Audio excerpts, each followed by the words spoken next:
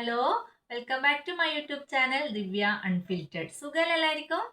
ഞാൻ വന്നിരിക്കുന്നത് മെഹന്തിനെ കുറിച്ച് പറയാനാണ് കേട്ടോ.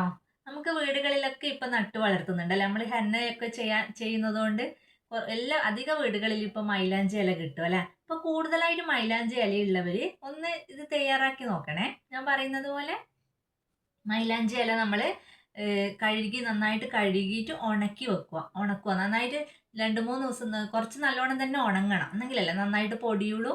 അപ്പോൾ ഉണക്കിയിട്ട് നന്നായിട്ട് പൊടിച്ചിട്ട് നമ്മൾ എത്ര പ്രാവശ്യം, ഒരു 4-5 പ്രാവശ്യം അരിച്ചെടുക്കണം കേട്ടോ. എന്നാൽ കരടുകളൊന്നും ഇല്ലാണ്ട് നമ്മൾ കോണിലാക്കിയിട്ടാണല്ലോ ഇത് ചെയ്യുക. അപ്പോൾ എത്ര പ്രാവശ്യം അരിക്കാൻ പറ്റുന്നോ അത്രയും നന്നായിട്ട് അരിച്ച് മാറ്റി വെക്കുക കേട്ടോ.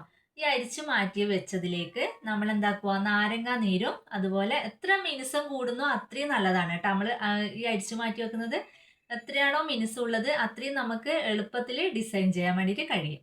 അപ്പം നമ്മൾ ഈ പൊടിച്ച പൊടിയിലേക്കില്ലേ, മെഹന്തി പൊടിയിലേക്ക് എന്താ ചെയ്യേണ്ടത്, നാരങ്ങ നീരും അതുപോലെ യൂക്കാലിപ്റ്റസ് ഇല്ലേ, അത് ഒരു 8-10 തുള്ളി ഈ മൈലാഞ്ചി പൊടിയിലേക്ക് മിക്സ് ആക്കിയിട്ട് നമ്മൾ എന്താക്കുക, 2-3 മണിക്കൂർ മാറ്റി വെക്കുക.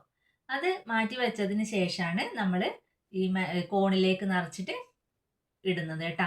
ഈ യൂക്കാലിപ്റ്റസ് നമുക്ക് കിട്ടാത്തവരാണെങ്കിൽ നമ്മൾ എന്ത് ചെയ്യാം, തേയില വെള്ളവും അതുപോലെ പുളിയിലയും കൂടി, തേയില തിളപ്പിക്കുന്ന സമയത്ത് ഈ പുളിയിലയും കൂടി തിളപ്പിച്ചിട്ട് അത് ഉപയോഗിച്ചാൽ നല്ല നിറം കിട്ടും കേട്ടോ ഈ മൈലാഞ്ചിക്ക്.